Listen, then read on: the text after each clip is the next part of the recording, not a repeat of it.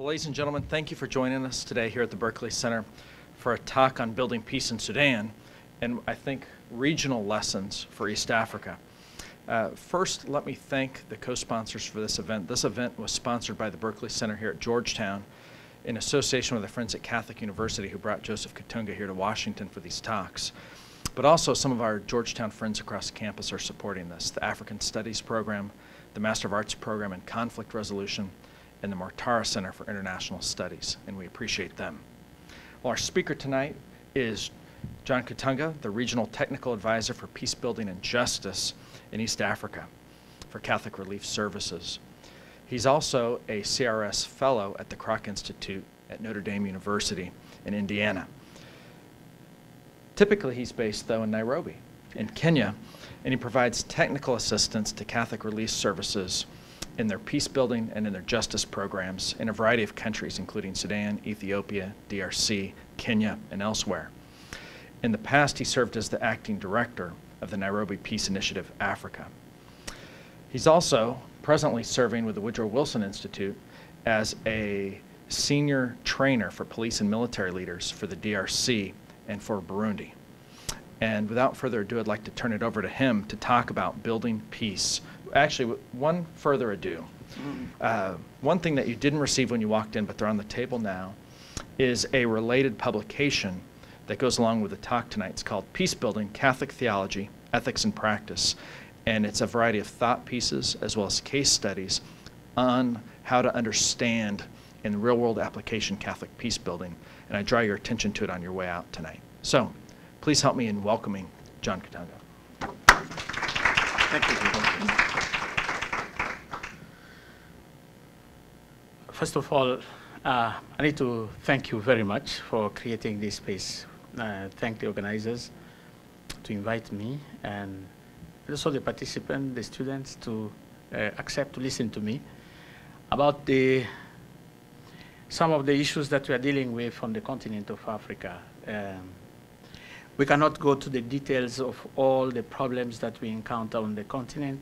They are legion, as you might know, but we want to concentrate just for this purpose this night, this evening, to look at the situation in Sudan, which could be a microcosm of many situations on the continent of Africa. Sudan is very unique this time around because you'll be witnessing the birth of a new nation in the concept of nations. They are coining the name of Republic of South Sudan. Now, on the 9th of July, we might see the birth of the Republic of South Sudan.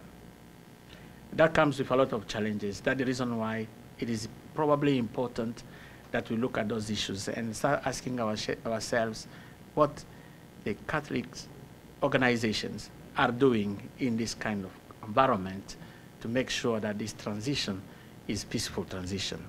So that's what we want to discuss this night. I don't remember how much time I have. It would be good to know so that I don't start from the Genesis. By the time we reach this time, we'll all be asleep. So the best way is to know exactly how much time you are allocating me. So that. Why don't we go for 25, 30 minutes, and then we'll take some questions and answers. Okay, excellent. Now, this is Eastern Africa region. I didn't want to put the map of Africa so that I limit where I work. It's only Tanzania that is not very visible, but already on the left side here, that's Tanzania. That's the missing country in the Eastern Africa region. And you could see Sudan in its current dimension, size, it's big. It's one of the largest countries we have in Africa. But it will relinquish that position on the 9th of July because it will be divided. Now, how will it be divided? It will be divided this way. The blue part you see in the south, that's the new country, the emerging country. And the rest in the north is part of the north, with Khartoum as capital city, and the south with Juba as the capital city. I'll come back to this map later on to explain these colors, what they mean. especially at the middle of the country there, the yellow color. That yellow spot is a hot spot. It should have been red, but it's yellow. We'll come back to that. But this gives you an idea of how it looks like. Now the border, as it is drawn, the blue, as it is drawn, it is not by hazard. It was already there in 1956, where when the colonial powers took over the country, they put the two countries together and united it. In 56, when the independence took place, the South and the North remained together as the colonizers wanted. But originally, it was not that way. So the South was separated from the North, and the North was had its own organization compared to the South. Now, referendum, that's where I want to start the history so that we don't go to the genesis. The referendum in Sudan, it's a provision of the Comprehensive Peace Agreement. So there was a lot of fighting between North and South for various reasons. I want to give a few of those reasons. There are more than what I'm giving you now. First of the reasons why they were fighting was an identity issue. We had in the North a group of people who were Arabs of origin and were Muslim of religion. And they felt that they would like the whole of Sudan to espouse the Arab culture and also the Islamic religion for the whole country. And the people in the South did not like it because there were many Christians in the South and those non-believers who believe in traditional kind of religion and did not want to be Arabized or Islamized. So there was that element of discontent that is of racial or identity background. The second reason why they were fighting is it is an economic reasons. Is the whole dynamic between the center and the periphery. So you have most of the management and access to power is reserved to a group in the center in Khartoum, and the rest of the population in the west, in the east, in the south were kind of marginalized in the process. So at the end of the day, development schemes were concentrated only in the north to the detriment of the south. When I talk about reconstructing South Sudan, we don't reconstruct South Sudan. We construct South Sudan. South Sudan needs building, not rebuilding, because nothing was done really in terms of consolidated infrastructure that would have helped the South also to compete and develop itself as the North. And that's the reason, the second reason why the people in the South felt completely marginalized and did not participate in the management of power and also the sharing of resources, and felt that they needed to take up arms so that they get their own autonomy. So that's another reason. There are many other reasons that I cannot probably put here and that you will discover by reading, but your leadership itself in the North and the South, and the culture, the difference in the culture, are many of the elements that made these two groups not really go along. Now, because of that, then the South took up arms, and for more than 2 decades, they fought. Now, with the help of the international community, with the help of, especially the United States did a great job in bringing about the North and the South to sit at the table of negotiation. They went through the negotiation process that took a few years, and in 2005, they signed what they call the Comprehensive Peace Agreement. Now, the Comprehensive Peace Agreement had provisions that I want to show you. They had a timetable. First, census that happens in April 2008, general elections that took place in April 2010, and then the referendum that took place this year in January. Now, there was a threshold that the referendum needed. The North said, if we don't cross 60% of the Southerners willing to secede from the North, then there will be no secession. Now, this threshold was completely overpassed. More than 95% 5% of people voted for separation for those reasons.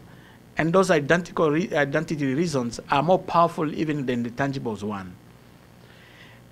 And then in July 2011, there will be a declaration of independence. And that's why we'll see now the birth of a new country. There are processes that are looking at the post-referendum situation. Those processes are being led by the Africa Union High-Level Implementation Panel.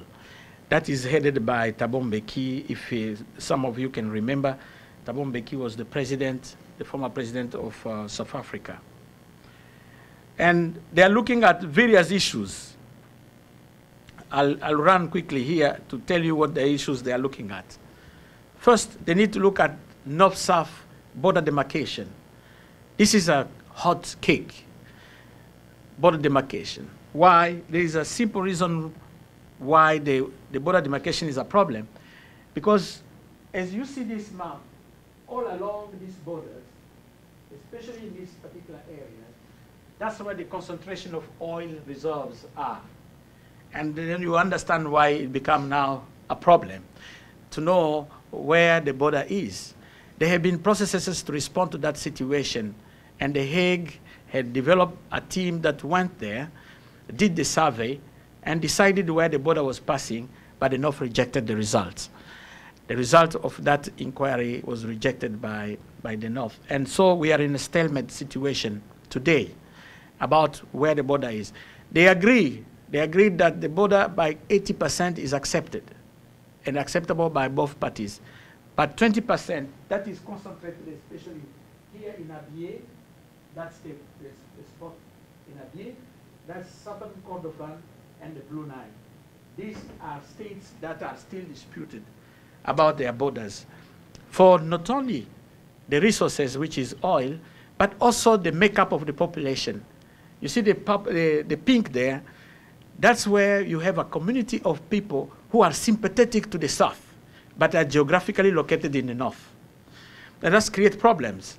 Now, during the negotiation of the CPA, there was an agreement that for this population to express themselves and be free, like any other population, and not feel completely minorized, if that word exists, minorized in the North, they will undergo a process of popular consultation to ask them how they will be governing themselves, though remaining in the North, but have a bit of autonomy, not total autonomy, but a bit of autonomy that will allow them to feel free and secure in the North that they don't belong to sociologically, but they belong to geographically. So that process is still going on. It has not been completed. For this small area here, that is called Abyei, that area can become the reason why people will fight between North and South. Because not only because they have that oil reserves, but they are inhabited by almost 80% by the Ngok Dinka, who are affiliated, who are part of the southern makeup of the population. And they were promised by the Comprehensive Peace Agreement that they will undergo at the same time that the South will go for a referendum, there will be also a referendum in Abyei. And so the people of Abyei may decide if they will stay in the South or they will join the North. But you can guess the answer, of course, where they wanted to be. Now, the North, the government in the North, NCP, which is the National Congress Party, is the ruling party in the North that's governing in Khartoum, made every single effort to bring a particular community that over generation used to come with cattle. It's a pastoralist community. Bring cattle and graze them during drought in this area. When the cattle come, they graze the cattle and go. It's a seasonal kind of movement. So the Dinka and Mizrea is that population, had arrived at an agreement on how these people will be coming and for how long they will be grazing their cattle, and how and the route where they will be passing, so that they don't disrupt the tranquility of the communities and who are pastoralists and at the same time also agriculturalists. the Dinka, who are already settled there and are sedentary. So for over generation, they had an agreement between them. But since politicization of the situation started, now Khartoum is using these people to come and create conflict in this area of Abyei. So the Misrael will come with heavy weaponry and come forcefully, and they will not respect anymore the agreement that they agreed with their Dinka counterparts, and they will enter forcefully in those areas to graze their land, destroying everything on their passage, and sometimes killing people using force. So they have fought several times since the referendum took place. Even before the referendum, the war was continuing. Now Khartoum is saying them too should be part of the referendum. They must also contribute to the referendum and vote if they will remain in the south or go to the north. And again, your guess is mine, what they will decide. And so the pouring and large number of the Misrael in the area have created a lot of tension between north and south. So that's the situation we have as one of the biggest challenge we have on post-referendum. And then the security issue. The security issue, during the CPA, there was a joint integrated unit and the intelligence services that were kind of merged. South Sudanese, North Sudanese soldiers coming together in the idea that within the 6 years of transition, since 2005 to 2011, the political actors would have made the unity attractive. And this element, this military element, would be the first nuclear group of the new army. But as you know now, they are separating. How to address the issue of this integral unit is still under question and under discussion. Still on a security front, we have LRA. LRA is the Lord Resistance Army. It's operating in the southwest, this area, bordering Congo, Central African Republic, and Sudan. You know, since the Lord Resistance Army was chased away from Uganda, they found refuge in Congo for obvious reasons, isn't it? Because the government in Congo have very limited capacity to control all the parts of the country, especially northeastern in the forest. So they found it as an easy way to find their hiding. And so their hideout is in Congo. And from Congo, they create razzias. They go to abduct children in Central African Republic to reconstitute their forces.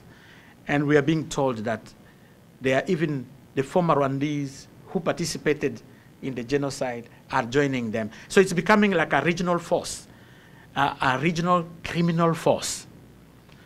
And it's creating a lot of havoc in the south there, therefore creating what I'm calling an issue for South Sudan to deal with in this post-referendum situation. Then wealth sharing. The oil, as I said, it contributes by 60% of the revenue in the north and 95% of the new country.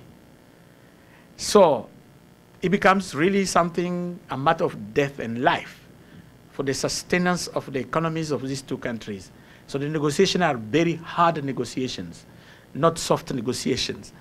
And that's the reason why many people interpret the buildup of armies around Abyei, that's yellow spot, is done because they want to do that so that they raise the stakes in the negotiation processes around who takes how much of oil, who takes how much of the waters. The waters of the Nile, you know, there is a structure that was created among the riparian countries, tributaries to the waters of the Nile. This is another issue that South Sudan will deal with, because the Nile passes through South Sudan before going to North Sudan and Egypt. And as you know, Egypt, the water of the Nile is essential for the survival of Egypt.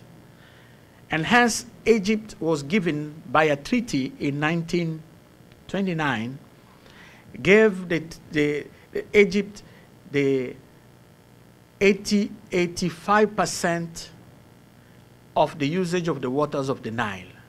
So the monopoly to use 85%. And the other riparian countries, who are 10 countries, will use the remaining.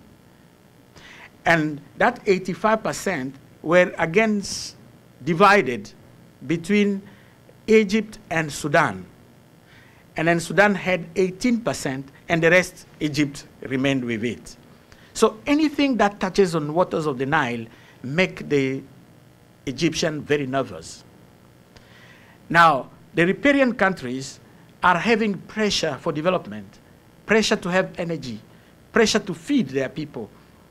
Twice there have been riots due to food shortage.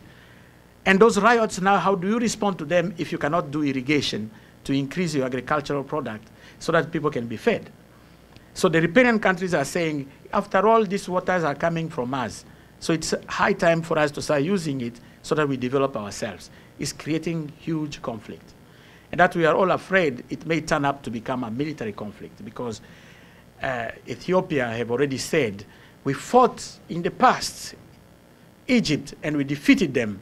So if they come again, and that's a very recent statement, and if they come again, we are ready to defeat them, because Ethiopia is building a huge dam on the River Nile to increase its electricity productivity. And it wants us to sell electricity to many countries in the region. So the water of the Nile will become a big deal. Then you have sub-sub problems, inclusiveness and pluralism. The government of the South, who led the transition for the last 6 years, have shown little capacity to integrate other sectors and other forces in the country. So the Dinka, who are the major tribe in South Sudan, have taken a lion's share of the resources, but also the position in the government, to the dissatisfaction of so many other communities who also like to participate in the management of power. And then the human rights respect. There is a little respect for human rights by the current government, and it's raising concern that when South Sudan is completely independent, it will create conflict among them itself and become ungovernable. So that's some of the issues. Then we have the whole issue of development. And I'm putting very high on the list of issues of development, managing expectations. This is one of the areas really I hope the South Sudanese will manage well. I was saying to my sister that if I had to write an independence speech for South Sudan, I'll entitle that independence speech From Blood to Sweat. That's how I'll entitle it. Not from blood to enjoyment, because that's the thinking. They think once they have the independence, everything will fall into place. They will start now enjoying. It's like freedom, it means development at the same time, and so they will start getting the return of their development. And I'm saying no. The independence is the beginning of building a country. Then they need to sweat, and sweat seriously, so that their country is built. But for now, there will be enjoyment. So there's huge much expectation. If you see the people who lived in the north, but from South Sudan origin, who are trickling back to South Sudan, those who were in the refugee camp in Kenya are going back to South Sudan. Those who are in diaspora are feeling it's time to go back to South Sudan. They will feel there is no infrastructure to receive them. The government is still searching itself. There is no money to give them the minimum services. They will be completely disillusioned.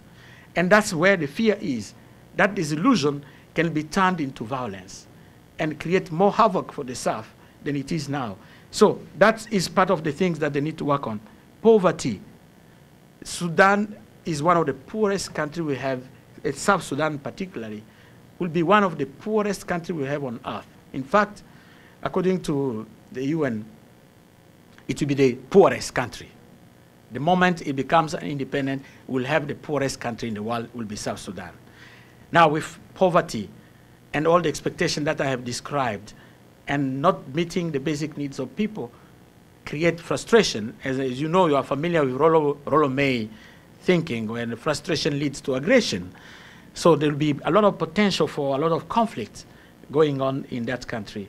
The infrastructure, the education, the food security needs to be dealt with. Sudan have lived on handouts for decades, for food coming from outside. There is little that is grown from inside. If you go to Juba, the capital city, the tomato that you eat on your table, eating your salad, is coming from either Uganda or Nairobi, Kenya. The vegetables are coming from those countries. Very basic thing, are all coming from outside. It is now time for Sudan to develop a whole plan for its own agriculture and start feeding its own people. The sub-sub factor also, there's a lot of fear of wild cards. For example, if Bashir was toppled and there's a coup d'etat in Khartoum, we all know that the opposition is against secession, and they accuse Bashir of having left a part of their country going away.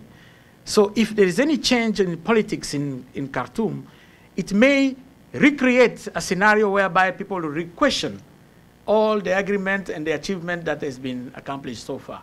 So people are afraid about that. And the proxy war that I described, with the Misraia being armed and creating a lot of conflict. These are issues that SAF needs to deal with. Again, there is a lot of rebellion among the Southerners, those who expected to play a particular role in the government in the South Sudan and are not playing that role, and their military have gone and created militia groups that are now militarily confronting the army of South Sudan. There's a lot of fighting going on as I speak to you now. And many people are trying to bring processes that will bring a bit of sanity among the belligerents. And there's a lot of community violence going on that require then, there's the needs for healing and reconciliation. So South Sudan must design a huge program for healing and reconciliation. Now, what have we done in that scenario as an organization that is a Catholic and that is also looking at this issue, making this analysis, and trying to say how preventive measures can be put into place to avert the catastrophic scenario? And we did not wait the end of the referendum to work. So even prior to the referendum, 18 months before the referendum, CRS, the Catholic Relief Services, was able to mobilize about $4 million to work closely at the top level of the society through the church leaders. And let me qualify here. When we say church leaders, the impression most probably we all have is the Catholic Church leaders. But now, in Sudan, it's quite different. Because from the period of the war, the churches worked together. It's an ecumenical group, where you have the Protestants, the Catholics, the Anglicans, the Presbyterian, the Lutheran. They all come together and work together as a unit. They call Sudan Council of Churches. Now probably it will be South Sudan Council of Churches. And through that kind of structure, they have been able, in the first, during the war, there was a fraction between the leadership of the SPLA, the movement that led the war against the North. There was a division among them on an ethnic basis. It was the church, through their mechanism, their reaching out, that brought the two belligerent, the two tribes within SPLA to come together and reflect together and find a common ground to work as a unit in a cohesion. And they call that process Kajiko 1. And out of Kajiko 1, because of the many community conflicts, they designed a process that was called People-to-People Peace Initiative. Many people hear about those terminologies, People-to-People Peace Initiative, but that's a concept that was coined by the church leadership at that period of the war. And this group went down to the communities doing what they call the peace conferences. In other words, processes whereby they created avenues for dialogue among those who were fighting and created sanity that allowed the people to come again in a cohesive way and recreating their unity. So prior to the referendum, there were Kejiko 2. Kejiko 2 was able to bring the government and tell the government some of the shortfalls that the people have observed. The nepotism, the corruption, the clientelism that they have observed. But more than that, they also find ways of asking the government to allow the rebel groups within their midst to come back to the table of negotiation. So they asked the government to issue an amnesty to 4 groups that were against military groups that were against the government in the south. And this has helped during that time that a process helped to bring some of the rebels back to the negotiation table, and the referendum could now take place smoothly. Otherwise, they would have disrupted the referendum process. Many people accuse them of receiving money and equipment and also support from Khartoum. And they were like the proxy war of Khartoum on South Sudan to demonstrate to the rest of the world that South Sudan cannot govern itself. Then there is a lot of advocacy work that was done, and I congratulate you here. I hear some of the bishops from South Sudan were coming here to visit you, talk to you, and I heard there's a movement of students who were sympathetic to the situation of Sudan. We're doing all sorts of campaign and manifestation, writing to your congressmen and congresswomen, so that they are sensitive to the plea of Sudan. That really, I congratulate you for those efforts that we have been doing, but it's part of the advocacy initiative. Then South-South capacity building on dioceses. You know, this community conflict, you cannot deal with them, and they are multiple. There's no single organization that will be able to be everywhere in South Sudan, and you know communication system is a nightmare. So it's better you empower the people who are in the same setup, who are living the situation. We empower them by giving them capacity for themselves to deal with those conflicts. And we choose to work with the dioceses. That's where we became very Catholic. And just empowering the dioceses, the Catholic dioceses, and to undertake this situation. And you can see how much money we allocated for that. I wrote soft and hardwares. What I mean by, it's not handware, it's hardware. What I mean by that is the soft one was the capacity, the skills in negotiation, in mediation, in peace building. But more than that, we provided also equipment, vehicles to allow mobility for the people so that they can intervene at the right time in situation of violence. So we empowered the dioceses in that level prior to the referendum. And then we had media. I don't know how many of you are aware about the campaign 101 days, 101 days. Anybody who have heard about it? Now, that's many dioceses here in the United States and the rest of the world were praying for 101 days. So you remove 1 day every day until the date of the referendum. So many believe that the referendum went smoothly, not because all the politicians, the international community was around and helping the situation to be okay, but also there was a divine intervention in the process. Strongly believe that the spirituality that was unleashed during that particular period created the environment for a smooth referendum. Many believe that. Then we have two funds. One, opportunity funds to aggregate all the projects that will come from the dioceses, and that were very innovative to support them directly. Most of the capacity building work in court are summarized in one training of 5 days, and people leave that area and forget about the people. They have done capacity building. And we don't believe in that. You have done some awareness, probably some capacity, but not the capacity building.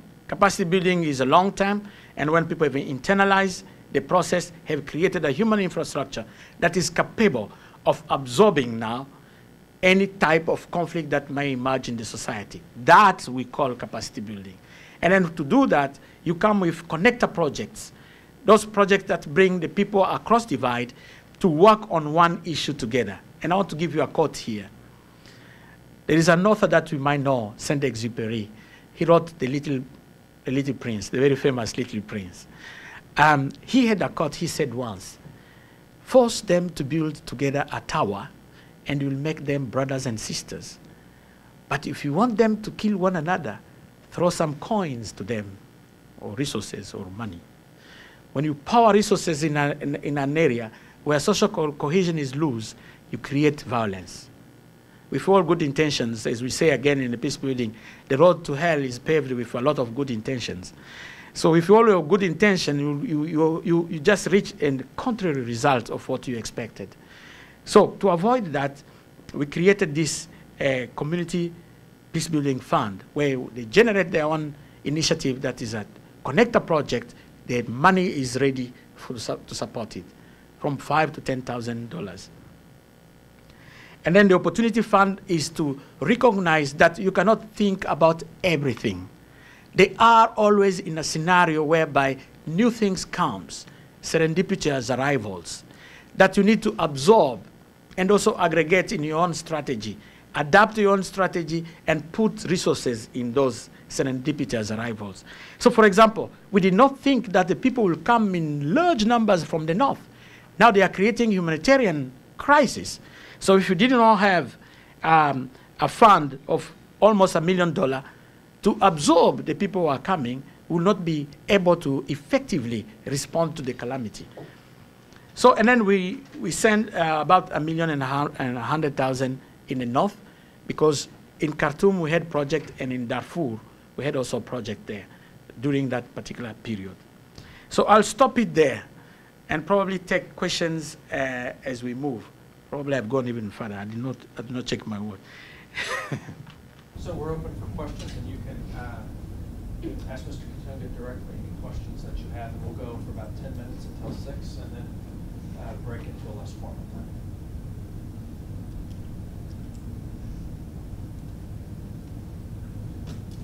John, I'll ask the first question, and that is, you see that there's quite a few students here, many of them who are in a class about Track 2 diplomacy. Would you tell us a little bit about how you first got involved in this work? How did you get started? You mean not Sudan? I mean professionally. How did you get involved doing this? This is really the usual question. How did I come to peace building work? There are several reasons why I came to peace building work. First of all, I think it's providential. It's not something that I planned to do, but it happened that it has come my way as a serendipitous arrival, and I grabbed it. And I liked it, and I'm in it for the last 20 years now. Now, that's one. Secondly, the context under which I grew up myself is a context of violence. I'm a Congolese of origin. I'm from Democratic Republic of Congo, though I live in Kenya, in Nairobi. But when I was 3, we had the rebellion of Lumumba. When Lumumba was killed, there was a rebellion movement of people who supported him, and they revolted against the government. And it spread in the eastern side where I was born, in the Bukavu town. And my parents said to take us. I was very small at that time. I have no memory of that rebellion, but we had to flee. And when I was 7 years, a new rebellion took off. The mercenaries who quelled the rebellion were not paid, so they felt they could take that part of the country as their own. So they waged war against the National Army and took over. We had to flee again. Then after that, Mobutu came, and he took over. And he took over for 32 years. It was a very, very difficult dictatorship. When he started, he was really very popular, but he started messing up, and at the end of his reign, the economy was down, the infrastructure was completely dilapidated, and the people were wallowing in poverty at the time he left. And I'm part of that product, because Mobutu took 32 years of my time. And I was angry about that. So I started becoming, first, before coming to Peacebuilding, I was a human rights activist. So I was writing reports and doing all sorts of manifestation. I can pride myself, I never voted for Mobutu when I was at the university. And everybody was forced to vote. There were 2 cards. It was like a plebiscite. You choose either, or even a referendum, like more of a plebiscite. You choose either green or red. And I remember proudly, and the military are surrounding with guns. And I remember proudly taking the red card and taking it and showing it to people. This is my choice. And putting it in a ballot box. And I was not alone. Many students were completely dissatisfied with Mobutu's reign.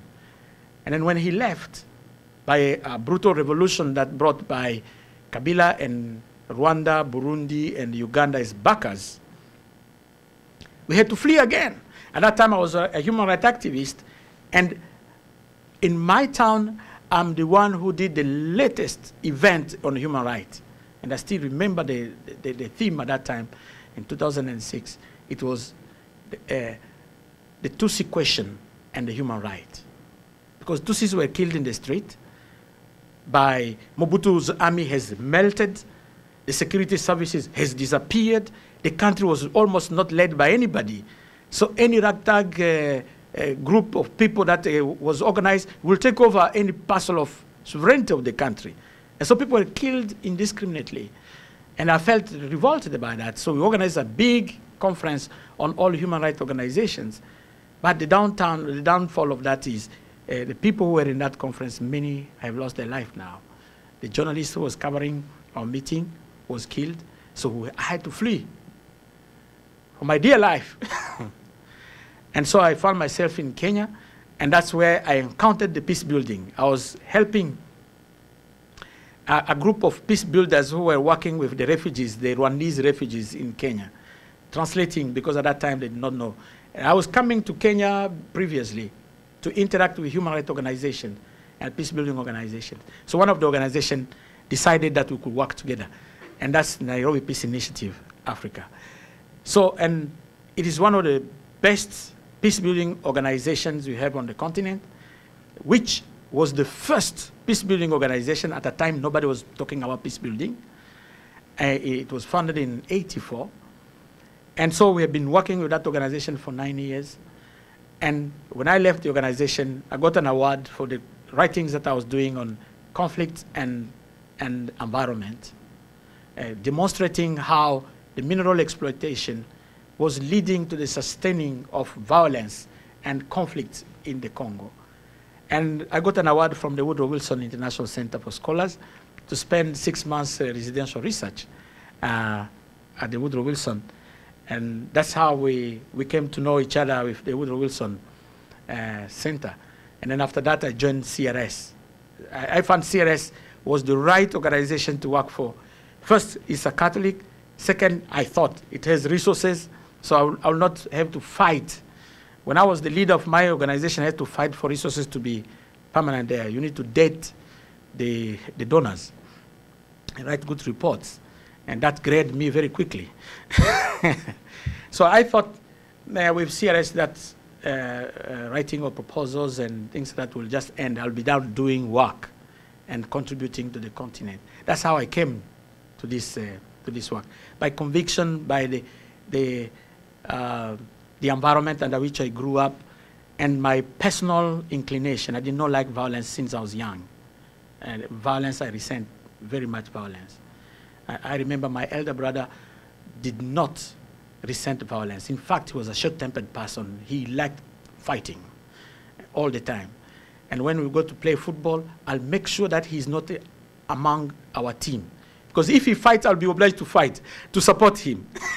So it's good that he goes himself, I go my own way. Otherwise, I'll be obliged, morally obliged to fight, and I don't want to fight. So natural inclination and providence, but also circumstances, brought me to this work. But I want to give you this. Those who do peacebuilding work, they don't do it by hazard. You do it in two ways. You do it with your head, but you can do it with your heart too. Now, if you do it with your head, you'll be excellent. You'll be demonstrating all the frameworks that Jean-Paul Lederach developed. You develop your own framework also, will be excellent in demonstrating them. But I tell you the truth. The people will be listening to you will see that you are empty. You are just intellectually sound, but you are empty because you are not communicating the deep feeling that is there, the passion that is necessary for this work. And there are those who come with the heart. But coming with the heart, we also have limitations. You can talk with your passion, you can talk and explain how deep these things are important. But if you don't put some knowledge on it and packaging it in a way that is helpful for both communities to follow you, again, there's a miss there. So you need to combine both. Your intellectual capacity and your passion is necessary to do this work. And when you do it, don't do it as a job because it brings money. Of course, you need to survive. But do it as a call, as a vocation, and people will appreciate.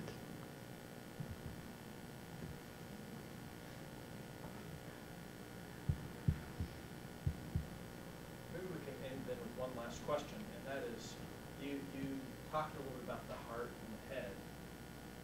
What makes this approach to peace building, Catholic peace building, different than the work you were doing? Yes, in the organization I was working for was not Catholic. But let me tell you this. If you choose to work for peace building, and by the way, I want to sell you a definition of peace building. Take it if you like. But you know, in social sciences, there is no the definition. There are definitions. You know, and somebody did an inventory and found 150 definitions of conflict in renowned books. So you need to fabricate your own definition. You need to create your own definition, called a working definition. But I want to tell you this. Peace building is essentially building qualitative relationships. Full stop. So if you want to do your work, no matter which work you are doing, and your work is increasing social cohesion, is increasing the mutual dignity of people, the respect that you have for any other human being, no matter their color, their status, where they come from, that does not matter at all when you do real peace-building work, because you're touching the heart of a human person. And if you do that, you create scenarios where people appreciate one another on a human level as human beings and appreciate them just for that. Anything you do, you're doing peace-building work. And the Catholics, what do they say different from that? Jesus, when he came on a ticket, the ticket of reconciliation. That was the project. Because we disrupted our relationship with God. He sent all the prophets, he sent everybody, we did not listen. So he said, okay, I'll send now my only one. And he will live with them and show them the way on how to reconcile with me. And what did Jesus say? He said two things. When people were coming to test him and ask him, what is the greatest commandment? He said, love your God with all your strength, all your soul, all your capacities, intelligence, and everything. That's the first commandment. The second commandment, love your neighbor as you love yourself. You may push forward and preempt the question, who is my neighbor? That question was put to Jesus. Who is my neighbor?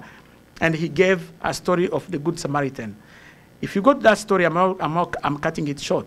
You go to that story, you'll discover that the neighbor is somebody you are uncomfortable with. It's your enemy. It's a person you don't want to see in your eyes. It's somebody you don't even want to have anything with. It's not your friend, because in the same Bible they say, if you are friendly to your friend, what is extraordinary? But it's somebody you are uncomfortable with. Now, place that in conflict situation. What do you get? It means the line of divisions, the line of conflicts. Cross those line of conflict, what are you doing? You are doing the mission of Jesus Christ. That's where the Catholicism comes in. It's so unique. And we have so many references. We have our saints, which is different from any other faith. We have the structure of the Catholic Church itself. If capacitated, it has a huge potential for social change in the good sense. We have the encyclical written by the various They have touched all the life, social life of people. So we have material on which we can refer to do exactly what Jesus said at that time: love your God with all your strength and your energy, and love your neighbor as you love yourself. That's for me, that's the sign of the cross.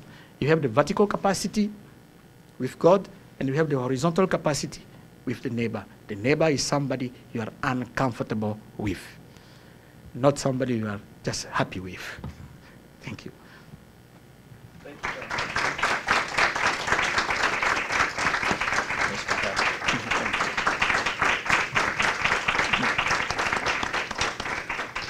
Well, in conclusion, let me just give you three invitations. The first one is to pick up a brochure about this book on Catholic peacebuilding, which includes case studies from South Africa and Indonesia.